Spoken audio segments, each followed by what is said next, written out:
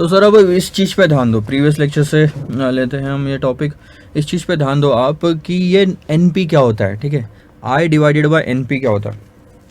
I divided by NP sir और कुछ भी नहीं, यही है इन दोनों का टोटल। ये जो मैंने बोला ना, इशू प्राइस और 1 माइनस फ्लोटेशन कॉस्ट को आप ऐसे लिख सकते हैं, interest divided by NP. NP का मतलब क्या होता है? Net proceeds. नेट प्रोसीड्स का मतलब क्या होता है? जब आप 90 रुपये किसी को दे रहे हो बैंक को, और बैंक अपने 3 रुपये काट के, ठीक है, 3% काटेगा, 3 रुपये, ठीक है। ओहो हो सॉरी, मेरी गलती हुई है। यहाँ पे 3 रुपये नहीं कटेंगे सर, यहाँ पे थोड़ा सा ज़्यादा कैलकुलेशन आएगा, 2.70 कटेगा, ठीक है। तो 2.70 अगर काटेंगे तो 87.30 आंसर आएगा यहाँ पे। था मेरी गलती थी वहाँ पे, ठीक है। 3% 90 पे कितना होगा सर? 2.70, ठीक है ना। तो अब आगे बढ़ते हैं, ध्यान देना। जब आप 90 रुपये उसको दे रहे हो और वो अपने 2 रुपये 70 पैसे काट के, 2 रुपये 70 पैसा काट के वो जब मेरे को वापस दे रहा है 87.30, तो ये जो 87.30 है ये मेरे पास नेट आई हुई अमाउंट है। ग्रॉस अमाउंट इज 90, उसमें से 2.70 कटा तो उसको जो 87.30 है इसको बोलते हैं नेट प्रोसीड्स, ठीक है। सो आप उस फॉर्मूले को ऐसे भी लिख सकते हैं। एक चीज़ है जो मैंने अभी तक इसमें फॉर्मूले में कवर नहीं की, जो मैंने आपको थोड़ी देर पहले समझाई थी, वो है टैक्स सेविंग। आपको एक्चुअल में खर्चा सर इतना नहीं लग रहा है। फिलहाल हम मान के चलते फ्लोटेशन कॉस्ट 0 है, तो हमारा 10 डिवाइडेड बाय 90 रुपये का नेट प्रोसीड हुआ। अगर फ्लोटेशन कॉस्ट कुछ नहीं है तो आपने 90 दिया, 90 मैंने लिया, तो नेट प्रोसीड्स भी 90 है, ठीक है। तो अब हमारी कॉस्टिंग कितनी आई? 11.11%। यानी कि मैं अगर कंपनी जब मार्केट में बॉन्ड इशू कर रही है, डिबेंचर इशू कर रही है, 90 रुपये लेके 11 रुपये 10 रुपये दे रही है, इसका मतलब खर्चा कितना है? 10 divided by 90, 11.11%। 11.11% is the cost of debt. लेकिन क्या सही में हमारा खर्चा 11.11%, 11.11% होगा क्या? नहीं सर। जो ये 10 रुपये है जो हमारा खर्चा हुआ है इंटरेस्ट देने में, इस पे अगर हमारा इंटरेस्ट रेट 50% है तो हमको टैक्स में बचत भी होगी। ये मैंने आपको ऊपर में समझाया था कैसे 5 करोड़ का फायदा लाके दिया था मैंने। टैक्स में बचत होगी, कितनी बचत होगी? 50% की बचत होगी, तो उस 50% को भी कंसिडर करना जरूरी है। सो 50% से बचत होगी तो 50% से आपकी कॉस्टिंग कम हो गई, तो 11.11% की जगह आपको कितना दिखेगा यहाँ पे सर? 5.55% ऐसा। आई बात समझ में? और ये कैसे निकाला जा सकता है? Finally the formula will become like this, ध्यान देंगे। Cost of irredeemable debt is nothing but the interest amount divided by the net proceeds. और नेट प्रोसीड्स मतलब मार्केट प्राइस या issue price minus flotation cost, 1 minus flotation cost, 1 minus tax rate. So interest की amount 10, net proceeds हमारे इसमें 90, 1 minus 0.50 अगर आप करोगे तो 5 डिवाइडेड बाय 90 और ये आएगा 5.55%। खत्म। इतना सिंपल है। आई बात समझ में? सो आप ये फॉर्मूला लिख लेंगे। कूल। अब मैं आपको आगे समझाता हूं कि कॉस्ट ऑफ रिडीमेबल डिबेंचर्स कैसे निकाला जा सकता है। रिडीमेबल होने का मतलब क्या है? इररिडीमेबल का मतलब क्या था कि यहाँ पे वो शुरू करना, डिबेंचर मैंने यहाँ पे इशू किया, 1 साल 2 साल 3 साल 4 साल 5 साल और ये चलता ही गया, खत्म ही नहीं हो रहा सर, खत्म ही नहीं हो रहा। ये इररिडीमेबल है, यानी कि परपेचुअल लाइफ है। लेकिन जब रिडीमेबल होता है तो कुछ मैच्योरिटी पीरियड होता है, यानी कि कभी ना कभी उस बॉन्ड ने, डिबेंचर ने खत्म हो जाना है। खत्म हो जाना है तो सर उस दिन हमको हमारा पैसा वापस मिल जाएगा और उसके बाद हमको कोई इंटरेस्ट नहीं मिलेगा। सो लेट्स से हम दोनों इन्वेस्टर ने मिलके एक कंपनी के डिबेंचर्स खरीदे, जिस कंपनी के डिबेंचर्स के कुछ फीचर्स इस तरह से थे सर। फेस वैल्यू थी 100 रुपये, मार्केट प्राइस थी 90 रुपये, कूपन रेट था 10%, मैच्योरिटी पीरियड जो था जिसको हम लाइफ बोलते हैं उसको हम टी यानी कि टर्म के नाम से जानेंगे, वो है 5 ईयर्स। सो ध्यान देंगे। अब आपने इन्वेस्टमेंट कितना किया सर? 90 रुपए का। अब आपको हर साल इंटरेस्ट कितना मिलेगा? इंटरेस्ट का मार्केट प्राइस या इशू प्राइस से कोई लेना देना नहीं है। इंटरेस्ट आपको मिलता है coupon rate multiplied by face value. So coupon rate आपकी 10, 100 पे लगेगा 10%, तो 10 रुपये यहाँ मिलेंगे, 10 यहाँ मिलेंगे, 10 यहाँ मिलेंगे, 10 यहाँ मिलेंगे और 10 यहाँ मिलेंगे। इतनी बात तो आप समझ रहे हो कि आपको हर साल 5 साल तक 10-10 रुपये मिलते जाएंगे। ठीक है सर, आपने समझ गया। 5 साल के एंड में क्या होगा, आपको अपनी फेस वैल्यू वापस मिलेगी। जब आपके पास में पैसा वापस आ जाएगा तो मैं प्लस साइन लिख रहा हूँ, आपके जेब से पैसा जा रहा है तो मैं माइनस साइन लिख रहा हूँ। इसके अलावा कहीं कैश का कोई भी फ्लो हो रहा है क्या, देखो और मुझे बताओ। मेरे हिसाब से तो नहीं हो रहा सर। अगर यहाँ पे फ्लोटेशन कॉस्ट लग रही है तो माइनस करो 90 में से और उतनी अमाउंट लो, ठीक है। अब कंपनी के एंगल से अगर आप देखोगे तो सिर्फ इतनी ही कॉस्ट लग रही है, इसके अलावा और कोई कॉस्ट नहीं लग रही, ये कैश फ्लो नहीं हो रहा, ठीक है। सो अब ऐसे केस में सर बताओ कि हम कॉस्ट ऑफ रिडीमेबल डिबेंचर्स कैसे निकालें। बेटा दो ही पॉसिबिलिटी, दो ही मैं आपको सोर्सेस बताता हूँ, बहुत ही सिंपल। आपके जेब से जब पैसा जा रहा है उसके बाद जब जब पैसा आ रहा है वो न्यूमरेटर में ले लो, डिनोमिनेटर में जब जब पैसा जा रहा है वो ले लिया आपने। तो एक सिंपल सा जो तरीका है वो इस तरह से, मैंने पैसा कितना इन्वेस्ट किया, 90 रुपये का, ठीक है। मुझे हर साल कितना मिला, 10 रुपये, ठीक है। ये हर साल मिला। मैंने इस पे क्या लिखा, आप मेरी हिंदी इतनी अच्छी नहीं, हर साल सिर्फ 10 रुपये मिला क्या आपको, नहीं सर। आपको आपके 100 रुपये भी वापस मिले, ठीक है, आपको आपके 100 रुपये भी वापस मिले। लेकिन अब अगर ध्यान दोगे आप तो आपका फ़ायदा दो जगह पे आपको दिखेगा। आपको ये वाला तो फ़ायदा दिख ही रहा है हर साल का, क्या आपको इन दोनों के बीच का फ़ायदा दिख रहा है। 90 दे के कितने वापस ले रहे हो, 100। तो ये जो 10 रुपये एक्स्ट्रा मिल रहे हैं ये भी तो आपकी इनकम हुई। इसको कहते हैं कैपिटल एप्रिसिएशन या कैपिटल गेन, ठीक है। सो मैं कैपिटल गेन लेता हूँ। सो वो कितना और कैसे कैलकुलेट करेंगे सर, 100 माइनस 90 यानी कितना, 10 रुपये। लेकिन ध्यान देंगे, क्या मैं ऐसा लिख सकता हूँ उसको 10 प्लस 100 माइनस 90 यानी 10 प्लस 10 20 हो सकता है क्या, नहीं हो सकता। क्योंकि ये जो 10 रुपये है ये 5 साल की फिगर है।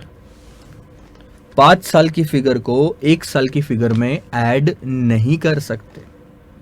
सो इसको हमको हर साल की फिगर में कन्वर्ट करना पड़ेगा, तो 5 से डिवाइड करना पड़ेगा। क्योंकि ये 5 साल का कैपिटल गेन था तो मैंने 5 साल से डिवाइड कर लिया। अब अगर आप ध्यान से देखोगे तो ये हर साल की फिगर है। सो ध्यान देंगे वापस से, 10 रुपये का कूपन अमाउंट हर साल मिल रहा है प्लस 2 रुपये का capital gain on an average हर साल मिल रहा है। 2 रुपये 2 रुपये 2 रुपये 2 रुपये करते करते 10 रुपये हुए ना आखिरी में, डिवाइडेड बाय 90। हर साल का इंटरेस्ट, हर साल का कैपिटल गेन, टोटल मिला के 12 डिवाइडेड बाय 90 ले लो आप, ठीक है। अब मैं कैलकुलेटर लेता हूँ, मेरे पास कैलकुलेटर यहाँ पे ओपन किया हुआ, हाँ है ना, यहाँ पे है ना। ध्यान देंगे, हर साल का 10 रुपये प्लस हर साल का 2 रुपये 12 और इन्वेस्ट कितना किया 90, तो कितना होना चाहिए रिटर्न सर, 13.33%, ठीक है। ये आपका रिटर्न है जिसने इन्वेस्टमेंट किया। और खर्चा किसका है, कॉस्ट ऑफ कैपिटल किसका है, जिसने पैसा इस्तेमाल करके ये पैसा दिया। मैंने 90 रुपये लिया साहब आपसे, मैं 90 रुपये इस्तेमाल कर रहा हूँ और आपको दिया कितना सर, 10 रुपये हर साल। और कैपिटल गेन में 5 साल में कितना दिया मैंने, 10 रुपये, तो 10 डिवाइडेड बाय 5, हर साल कितना दिया मैंने ऑन एन एवरेज, कहाँ जाएगा, 2 रुपये। अगर ये हर साल की कॉस्ट है, ये हर साल की कॉस्ट है, तो ये जो परसेंटेज निकला ये भी तो पर ईयर निकलेगा। 13.33% is the cost of capital, cost of redeemable debenture. अभी भी सर ये क्वेश्चन खत्म नहीं हुआ, कॉन्सेप्ट खत्म नहीं हुआ, फॉर्मूला यहाँ पे मैं डिराइव नहीं करूँगा। क्यों, एक चीज़ अगर आप ध्यान दोगे, मैं यहाँ पे बोल रहा हूँ कि सर कंपनी की कॉस्ट ऑफ कैपिटल 13.33% है। क्या ये बात सही है, गलत। क्यों, क्योंकि सर ये जो कॉस्ट ऑफ कैपिटल, जो इंटरेस्ट हमने न्यूमरेटर में कंसिडर किया है, ये इंटरेस्ट पे हमको टैक्स सेविंग होती है। यही 10 रुपये जो हर साल मैं दे रहा हूँ वो मैं अपने प्रॉफिट एंड लॉस अकाउंट में एज एन एक्सपेंस ऐड करूँगा, जिससे मेरे को बचत होगी। एक सेकंड ना, जिससे मेरे को बचत होगी टैक्स में। सो आपका फॉर्मूला जो यहाँ पे बनता था वो इस तरह से था, interest per year plus capital gain per year divided bye net proceeds. लेकिन अब जो बनेगा वो ये है, और अच्छा उसको भी कैसा लिखा था हमने दूसरे तरीके से, इंटरेस्ट प्लस, इंटरेस्ट भी मतलब उसको कूपन ले लो, कूपन प्लस कैपिटल गेन कैसा आया था रिडम्पशन वैल्यू जो थी आपकी 100 रुपये वापस मिल रहा था, माइनस आपने इशू प्राइस किया था, ठीक है, यानी कि मैं नेट प्रोसीड्स लेता हूँ, divided by life of the bond 5 साल, तब जाके 2 रुपये आया था, और डिवाइडेड बाय नेट प्रोसीड करोगे। दिख रहा है आपको, समझ में आ रहा है आपको यहाँ तक? अब मैंने बोला था कि इसमें टैक्स सेविंग इनकॉर्पोरेट करना ज़रूरी है, तो फॉर्मूला कुछ इस तरह से बनेगा, कूपन रेट 1 माइनस टैक्स। अगर आप ध्यान देंगे तो यहाँ पे भी हमने वही फॉर्मूला लिया था, इंटरेस्ट 1 माइनस टैक्स, वही कूपन या इंटरेस्ट एक ही बात है, ठीक है, plus redemption value minus net proceeds divided by time, यानी कि life, and divided by net proceeds. ये आपका फॉर्मूला बनता है, आगे का बेहतर फॉर्मूला है। कुछ चीज़ें मैं आपको इसमें बता रहा हूँ, ध्यान देंगे आप। ये जो पोर्शन है आपका, ये जो पोर्शन है आपका, ये एक पोर्शन है, ये दूसरा पोर्शन है इस पूरे इक्वेशन का, ठीक है। इतना पार्ट डिनोट करता है, मैं आपको दूसरे पेन से समझाता हूँ, हाँ, इतना पार्ट डिनोट करता है कूपन अमाउंट, और इतना पार्ट डिनोट करता है कैपिटल एप्रिसिएशन या कैपिटल गेन, दोनों इनकम है आपकी, और ये वाला पार्ट डिनोट करता है कि आपने इन्वेस्टमेंट कितना किया। तो इस तरह से आप आंसर निकाल लेंगे, ठीक है। अब मैं बात करता हूँ अपने सिलेबस की। ये है लॉजिकल फॉर्मूला जो मैंने आपको अभी ऊपर में दिया, ये वाला लॉजिकल फॉर्मूला, एवरेज आउट करना। लेकिन एवरेज आउट का हमारे सिलेबस में थोड़ा सा डिफरेंट फॉर्मूला है, और वो कैसा है, बहुत ही सिंपल। न्यूमरेटर देखना सेम रहेगा आपका, कूपन अमाउंट 1 माइनस टैक्स का rate plus redemption value minus net proceeds divided by time divided by, यानी कि न्यूमरेटर तो मैंने सेम लिया, अगर आप ध्यान देखोगे तो ऊपर वाला फॉर्मूला नीचे वाला फॉर्मूला सेम है, डिनोमिनेटर में फ़र्क है। डिनोमिनेटर में net proceeds redemption value plus net proceeds divided by 2 ये आएगा। जब एवरेज कॉस्ट ऑफ डेट निकालते हैं तो ये आपका अल्टीमेट फॉर्मूला बनता है जो सिलेबस के हिसाब से। अब ये थोड़ा इलॉजिकल है, ये मैं आपको अपफ्रंट बताता हूँ, क्योंकि ये जो redemption value plus net proceeds करने का जो लॉजिक है वो कतई सही नहीं बैठता प्रैक्टिकल लाइफ में, और कोई भी ऐसा नहीं करता इस्तेमाल इसको। उनका क्या लॉजिक है जो यूज़ करते आ रहे हैं, मैं आपको ये भी बताता हूँ। हम क्या करते हैं ना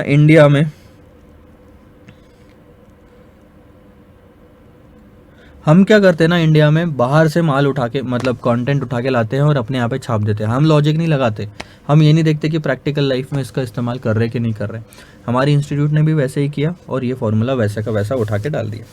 इसका लॉजिक क्या है ये मैं बताता हूँ, जो कि आपको लॉजिक भी लॉजिकल लगेगा। ये टाइमलाइन है, हम यहाँ पे कैश फ्लोज कंसिडर करते हैं। यहाँ पे 90 रुपये गया, मुझे यहाँ पे 100 रुपये आया, यानी कि ऑन एन एवरेज मेरा पूरे टाइम में, मान लो आधा साल ले लो, 5 साल को 2.5 साल में डिवाइड कर दो, तो मेरा 2.5 साल में 90 रुपये लगा रहा और 2.5 साल में 100 रुपये लगा रहा। 2.5 साल में 90 रुपये गया और 2.5 साल में 100 रुपये आया, यानी एक तरह से मैं बोल सकता हूँ कि मेरा जो एवरेज इन्वेस्टमेंट था वो है 95, यानी इन दोनों के बीच की figure 90 plus 100 divided by 2, issue price या redemption value plus issue price divided by 2।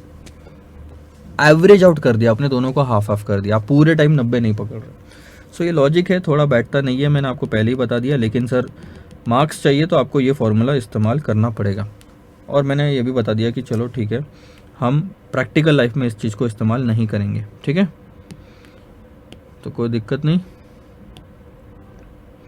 अब इसको हम करते हैं फाइनल। ये है आपका दूसरा फॉर्मूला, ठीक है, यहाँ देख लो, चलो एक बार संतुष्टि दिख रहा है यहाँ ना इन लोगों ने यार आई डालना तो 1 डाल दिया, यहाँ होना चाहिए था आई। सो आई इन ब्रैकेट 1 माइनस टी, क्योंकि टैक्स सेविंग होती है इसलिए टैक्स माइनस कर रहे हैं। और दूसरा part redemption value minus net proceed bye 2, उसका भी लॉजिक बैठता है। सॉरी एन मैंने अपने फॉर्मूले में टी दिखाया था, आपको एन लिखा है यहाँ पे, आप कुछ भी इस्तेमाल कर सकते हो, मीनिंग समझना चाहिए। और R V plus N P divided by 2। ठीक है, समझ में आ गया आपको इतना तो कि क्या लॉजिक है क्या नहीं है। फाइनल क्वेश्चन है, इसको हम कॉस्ट ऑफ डेट जब भी पूछा जाएगा आप डिसाइड करोगे कि रिडीमेबल है या इरिडीमेबल है। जब भी रिडीमेबल की बात आई तो कॉस्ट ऑफ डेट कैसे निकालोगे, interest divided by net proceeds in bracket 1 minus tax. और यहाँ पे कॉस्ट ऑफ डेट कैसे निकालोगे, इंटरेस्ट 1 माइनस टैक्स, या आप लिखो coupon, plus redemption value minus net proceeds divided by time लिखो या एन लिखो, और divided by redemption value plus net proceeds divided by 2, खत्म।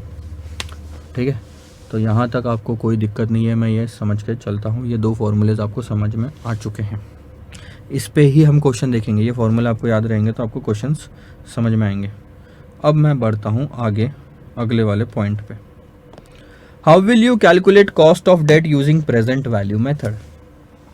अब इस टॉपिक को डिस्कस करने से पहले मैं आपसे ये दरख्वास्त करूँगा कि आप please time value of money वाला टॉपिक ज़रूर देखिए। उसके अंदर में प्रेजेंट वैल्यू किसी भी चीज़ की कैसे निकालते हैं ये दिया हुआ है। प्रेजेंट वैल्यू किसी भी चीज़ की कैसे निकालते हैं ये दिया हुआ है, और उसी के हिसाब से अगर मैं आपको फॉर्मूला बना के बताऊं तो सबसे पहले मैं प्रेजेंट वैल्यू मेथड में क्या होता है, आप कैश फ्लोज की प्रेजेंट वैल्यू निकालते हैं। अगर आप पढ़ना चाहो तो ध्यान देना। The cost of redeemable debt, redeemable, can be calculated by discounting relevant cash flows. किसको डिस्काउंट कर रहे हो आप, प्रेजेंट वैल्यू किसकी निकाल रहे हो आप, रिलेवेंट कैश फ्लोज की, यूजिंग IRR मेथड। ठीक है, चलो यहाँ पे लिखा हुआ ये तो मैं आपको बता देता हूँ एग्जैक्टली कैसे निकालते हैं। पहले टाइमलाइन निकाल लो। कभी भी अगर प्रेजेंट वैल्यू मेथड से आंसर निकालना पड़ा, कॉस्ट ऑफ डेट निकालना पड़ा, टाइम लाइन निकाल लो। यहाँ पे आपका कैश आउटफ्लो कितना हुआ ये पता कर लो। ठीक है, फिर आपको होगा कूपन का इनकम, कूपन का ये जो आपको होगा इनकम, यहाँ पे आपको पैसा आएगा, पैसा आएगा, पैसा आएगा, पैसा आएगा, पैसा आएगा, और यहाँ पे भी आपको रिडम्पशन वैल्यू आएगी। ठीक है, आपको अगर रिडम्पशन वैल्यू आएगी तो आप यहाँ पे क्या लिखोगे, यहाँ तो इशू नेट प्रोसीड्स है। ठीक है, यहाँ पे आपको इंटरेस्ट आया, इंटरेस्ट आया, इंटरेस्ट आया, इंटरेस्ट आया और इंटरेस्ट आया। अब ये थोड़ा लेंथी प्रोसीजर है। अगर आपने टाइम वैल्यू ऑफ मनी में इंटरनल रेट ऑफ रिटर्न का टॉपिक देखा है तो आपको अब समझ में आ जाएगा। करना क्या है, बहुत ही सिंपल, आपको निकालना है कि IRR क्या है। एंड IRR का मतलब होता है कि present value of cash outflow should be equal to present value of cash inflow, COF और CIF। Present value of cash outflow equal to present value of cash inflow. Present value of cash outflow में आपके पास सिर्फ एक ही outflow है, वो है net proceeds. ठीक है, उसके अलावा कहीं आउटफ्लो है नहीं है सर। इनफ्लो में आपके पास में 2 तरह के इनफ्लो है, इंटरेस्ट की अमाउंट का प्रेजेंट वैल्यू निकालना है आपको, और रिडम्पशन वैल्यू भी आपका इनफ्लो है, इन दोनों की प्रेजेंट वैल्यू निकालना है। सो 2 चीज़ें, interest into present value annuity factor plus redemption value into present value factor. क्योंकि इंटरेस्ट 5 बार रिपीट हो रहा है इसलिए मैंने एन्युटी फैक्टर लिया है, और रिडम्पशन वैल्यू एक ही बार रिपीट हो रहा है तो मैंने एक ही बार प्रेजेंट वैल्यू फैक्टर लिया। अब करना ये है, ये आपका बन गया फॉर्मूला। आप सिर्फ ये वाली साइड लो, एक रेट लो, उससे डिस्काउंटिंग करके देखो वैल्यू कितनी आती है। लेट्स से हमने यहाँ पे ली 90, आपने एक रेट लिया, अब मेरे को इसमें ठीक है, आपने एक रेट लिया लेट्स से 15%, और आपने डिस्काउंटिंग करके देखी और उसकी वैल्यू आई 85 नेट प्रोसीड्स। 15% की कॉस्ट पे नेट प्रोसीड कितना आ रहा है, 85। हमको नेट प्रोसीड कितना चाहिए, क्योंकि IRR अगर निकालना है तो cash outflow cash inflow match करना चाहिए, और हमारा कैश आउटफ्लो है सर 90 का, 85 का नहीं है, यानी कि हमको थोड़ी ज़्यादा चाहिए प्राइस। तो रेट जो 15% का लिया था वो गिराना पड़ेगा। सो आपने ये 15% यूज़ करके 85 की वैल्यू निकाली। आप एक काम करो, 10% यूज़ करो, और लेट से अब वैल्यू आती है 95। मान लो, मैं फ़िलहाल ऐसे ही लेके चल रहा हूँ। यानी कि 15% पे 85 आई नेट प्रोसीड्स और 10% पे 95 आई नेट प्रोसीड्स, यानी कहीं ना कहीं इन दो वैल्यूज के बीच में 90 रुपए की वैल्यू है जो मुझे चाहिए। मुझे कितना चाहिए? 90। क्यों चाहिए? क्योंकि आउटफ्लो इक्वल टू इनफ्लो करना है। आउटफ्लो कितना? 90, और मुझे 90 चाहिए यहाँ पे। और यहाँ पे अगर 90 लाना है यानी इन दोनों के बीच में है 85 95 के, यानी कि मेरा जो कॉस्ट ऑफ कैपिटल है वो भी इन दोनों के बीच में, 15 और 10 के बीच में। अब आपको यहाँ पे जो मेथड यूज़ करनी पड़ेगी उसको बोलते हैं इंटरपोलेशन। ये भी मैंने इंटरनल रेट ऑफ रिटर्न में डिस्कस किया हुआ है। इंटरपोलेशन को यूज़ करके अब आप केडी निकाल सकते हैं और ये आपका फाइनल आंसर होगा।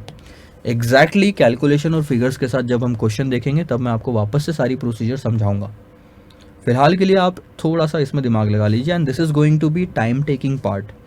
अभी मैं अगर कोई क्वेश्चन लेना चाहूँ तो फिर उसमें मेरा आधा घंटा चला जाएगा, ठीक है। और वैसे भी हम यहाँ पे एक वेग सा एग्जाम्पल लेके मैं आपको आधा घंटा वेस्ट करके बताऊंगा। इससे अच्छा मैं जब क्वेश्चन लूँगा तो क्वेश्चन भी कवर अप हो जाएगा और आपका कॉन्सेप्ट भी क्लियर हो जाएगा इसमें। सो ये क्वेश्चन के साथ में देखिएगा, ठीक है। ये केडी निकल गया, आपका काम खत्म। ये रिडीमेबल डिबेंचर के केस में ही ज़्यादा काम आएगा, ओके। तो अब आपको ये समझ गया। अब क्वेश्चन नंबर 10 की बात करते हैं। What is amortisation of bonds? Amortisation of bond का मतलब क्या होता है? अमोर्टाइज करना यानी कि जो खर्चा होता है वो over a period of time spread किया जाता है। एग्जाम्पल के तौर पे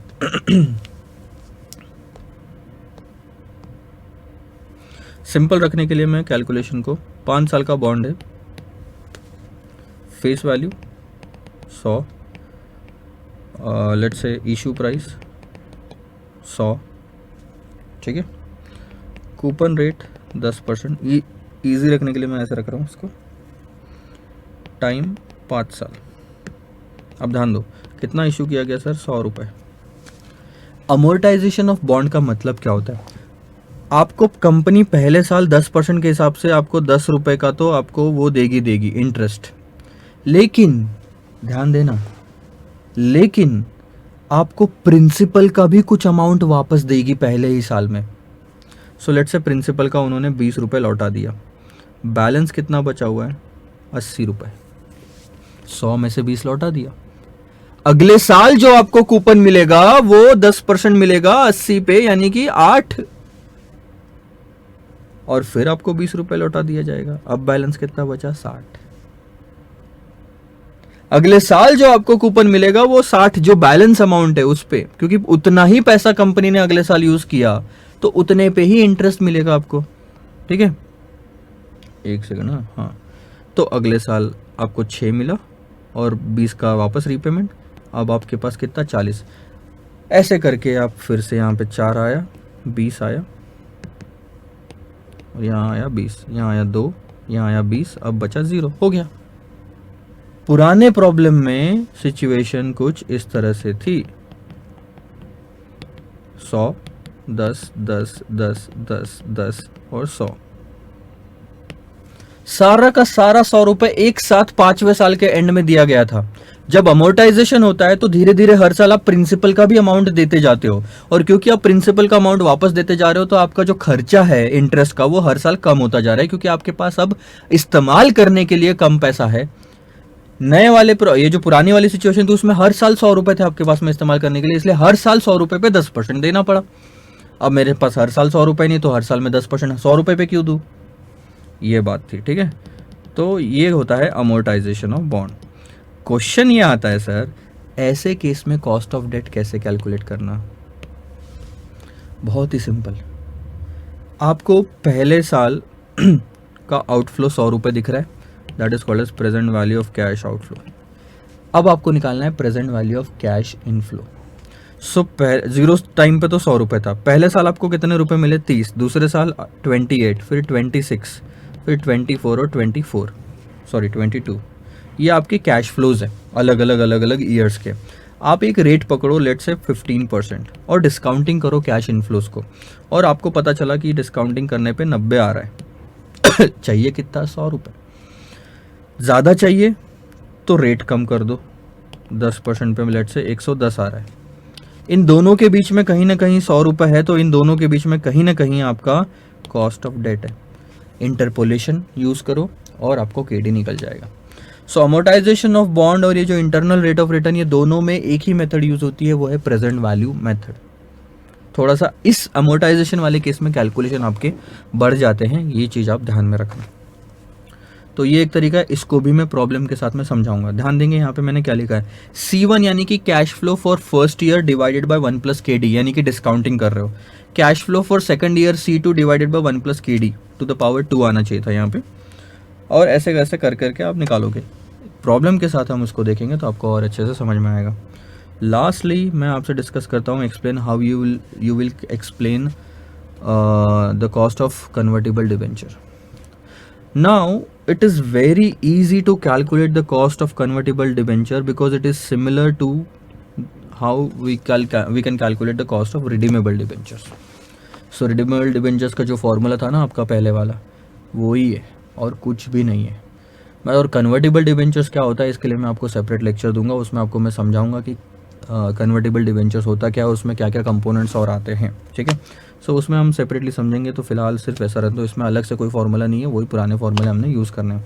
कितने फार्मूले हमने सर देख लिए, एक बार हम रिवाइज कर लेते हैं और कहानी खत्म।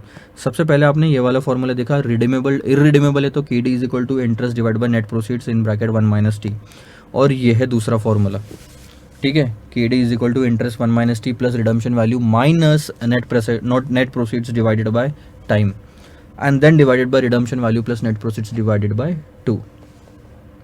दो फॉर्मूले आपके मैक्सिमम टाइम यूज होंगे आगे जब हम क्वेश्चंस देखेंगे। और एक आखिरी मेथड थी आपकी प्रेजेंट वैल्यू मेथड, जो कि आपके IRR में या फिर आपके अमोर्टाइजेशन में भी काम आएगी। कन्वर्टिबल बॉन्ड में कौन सा फॉर्मूला यूज होगा, कन्वर्टिबल बॉन्ड में ये वाला फॉर्मूला यूज होगा, रिडीमेबल डिबेंचर्स वाला। So this is all about the cost of debenture. अगले वाले प्रॉब्लम से शायद अगले वाले लेक्चर में हम क्या करेंगे, प्रैक्टिकल क्वेश्चंस लेंगे, क्योंकि अब बहुत हो गया, थेरी समझ लिया सर, अब हम कुछ क्वेश्चन सॉल्व करना चाहते हैं। मैं आपसे ये रिक्वेस्ट ज़रूर करूंगा कि ये सारे के सारे क्वेश्चन जो कॉस्ट ऑफ डेट पे है, कम से कम पहले 1, 2, 3 जो यहाँ पे दिए हुए, और बाद में मैं 1, 2 आपको और लूँगा, आपके लिए और क्वेश्चन लूँगा अमोर्टाइजेशन और प्रेजेंट वैल्यू पे।